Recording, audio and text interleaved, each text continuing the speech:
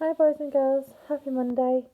I'm going to do a lesson today on Mount Etna, which as you'll learn is the tallest in terms of feet above sea level and most active in terms of number of eruptions, amount of lava, pyroclasts and earthquakes of all the volcanoes in Europe.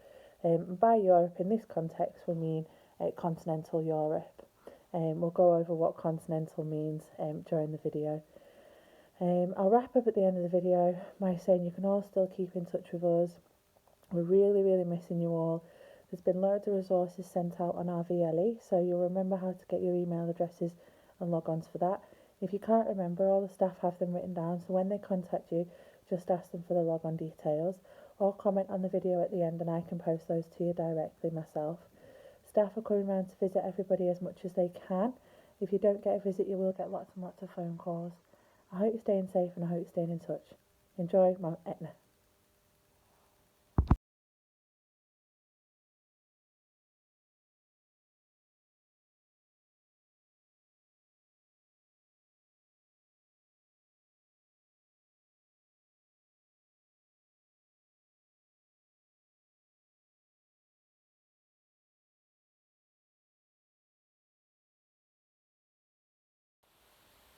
So before I came to work at Western Point College, my best job of all time, I was a geography teacher.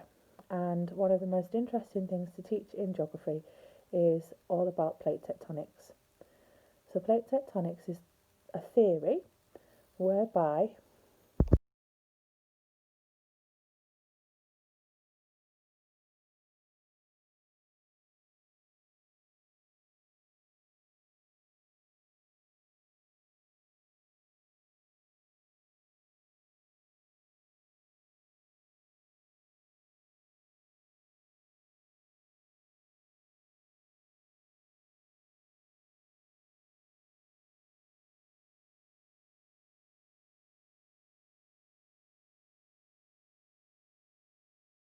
so as you've just seen from the picture, plate tectonics is a theory whereby we understand that the Earth is made up of several different layers which resulted from the Big Bang causing a huge, for want of a better word, explosion and lots of bits of debris of rock, rock and gas, rock and liquid, just liquid, all flung off into the atmosphere.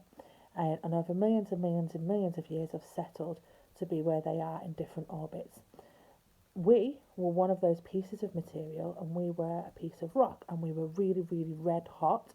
And as you think about some soup or a pie, if it's really hot, it cools down from the top down. And so what's happened is we're really hot.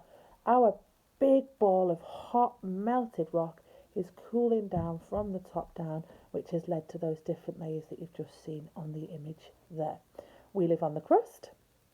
In certain parts, the crust is thicker than others. So, for example, in Malaysia and Indonesia, the crust is about 2 meters thick. So, if you drilled down, you could actually get to the next layer.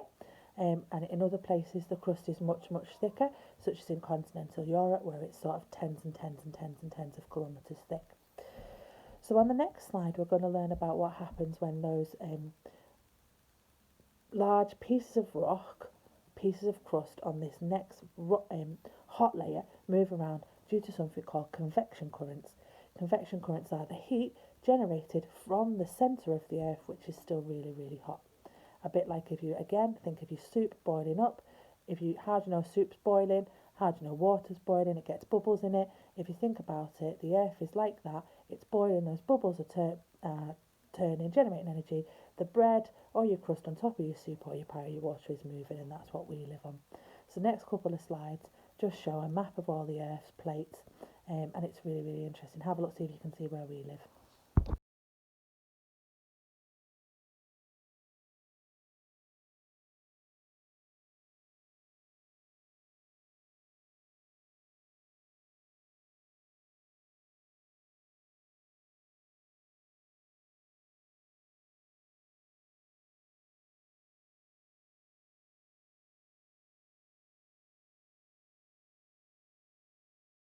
So as you've seen from the map then, each loads of different parts of the Earth, so continents of Earth. The geographical continents, where the boundaries are, the borders, sit on top of these big continental plates or oceanic plates.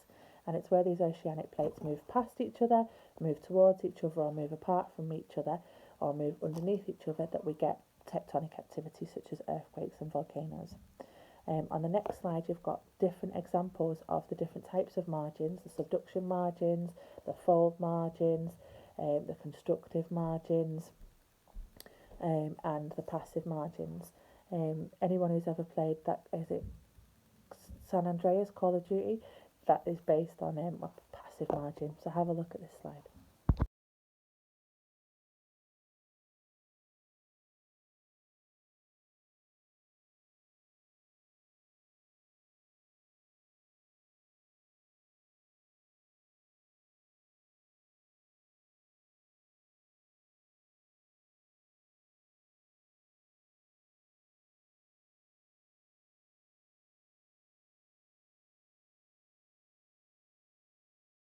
So as you've seen there on those images, one of the types of plate boundary that causes volcanoes is a constructive.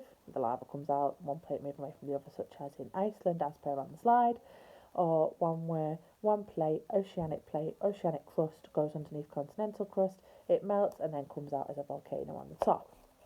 Not instant, it takes thousands and thousands and thousands of years. Now, Mount Etna is formed that way, from one plate going underneath another. So the crust of North Africa going underneath the crust of Europe, causing melting and then the growth of the volcano over time.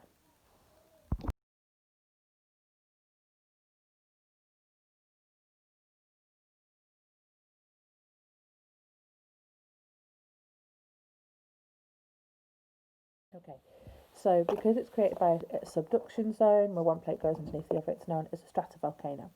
Now, Mount Etna, as I said at the beginning of the video, is the tallest and most active volcano in Europe. Now, it's about, it depends when you measure it on the height, because if you think about it, one plate's still gone underneath the other, so that causes uplift all the time. It's getting bigger all the time. So it's around about 3,500 metres from sea level. So if you think about Mulvama, which is where we went for a walk with the Duke of Edinburgh, and it's the one that you can see when you look that way towards Wales from our school. Mount Mulvama is about 400 feet high. So Etna's around about 10 times the size of Mulvama. The last significant eruption, has little mini ones every day, was on the 16th of March 2017, and it erupts violently every 5 years. So we could be looking at another one coming.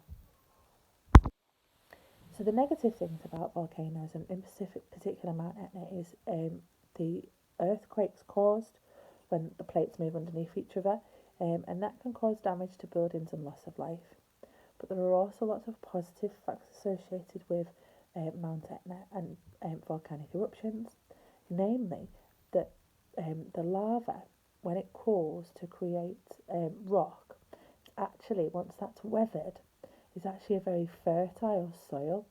And one of the major reasons why lots of places in Italy have a dense population is because they have very incredibly fertile soils. They can grow lots and lots of crops to feed populations, and they don't have to put quite a lot of energy into farming, and they can put energy into the things such as inventions and art. And you never know, having lots and lots of volcanoes in Italy may be one of the reasons why the Roman Empire was able to be generated. Another and most prominent reason today why Mount Etna is such a fascinating place, and another real positive about Mount Etna, is the tourism. So 72% of all tourism in Sicily, where Mount Etna is part of the coast of Sicily, and part of the whole landmass of Italy,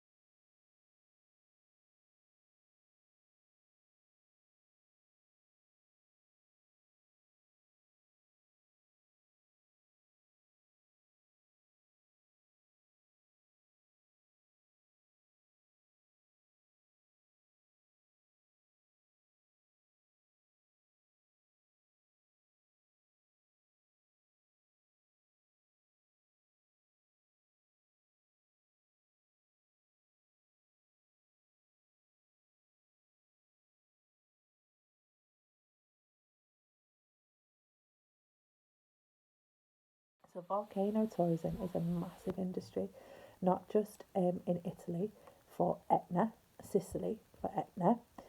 People going to take pictures of the volcano, people going to look at the volcano erupting at night to generates particularly spectacular scenery. But there's other sites around the world which are volcanic, either have been generated by a volcano, such as the statue of Christ the Redeemer in Brazil. The statue of Christ the Redeemer in Brazil used to be a lava centre of a volcano, as a volcano around it. Because plate tectonic activity ceased, the land mass around the volcano eroded away, just left the plug, and they put a big statue of Jesus on top of it, one of the most iconic tourism sites in the world. Then you've got Yellowstone National Park, where you've got the hotspot volcanoes, so lots and lots of people go to see those. Most visited national park in the world. Then you've got Iceland, where you've got the Blue Lagoon and the black sand beaches and all the other features associated with plate tectonics and volcanism. And lastly, you've got Mount Fuji, which is the most visited physical landscape in the world, and that's in Japan. You've got all the cherry blossoms associated with the volcanic soil and the actual landscape of Mount Fuji itself. So we've sent you absolutely loads and loads of worksheets on this, as well as several lessons to the VLE. Please log on and have a go at those worksheets. I hope you found Mount Etna as interesting as I did. I'd love to see a PowerPoint from you or a written presentation about another volcano from around the world. Mount St. Helens is an interesting volcano that generated the largest explosion of all time in the 1980s. I'd love to hear what you find out about that. Stay safe, stay in touch. Closure at bridgeforlearning.org, or your mums, dads, carers have all got the school mobile if you need to get in contact.